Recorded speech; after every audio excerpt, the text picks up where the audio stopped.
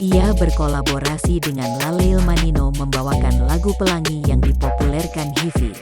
Penampilannya menuai pujian dari juri.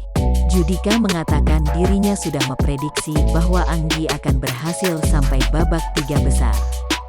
Juri lainnya, Maya Estianty, justru malah memprediksi Anggi akan menjuarai Indonesian Idol 2021. Kamu membuktikan saat audisi waktu itu, kamu minimal 3 besar, dan kamu buktikan udah ada di sini, kata Judika, Senin, tanggal 12 April tahun 2021. Aku enggak bilang 3 besar loh, aku bilang juara 1, timpal Maya.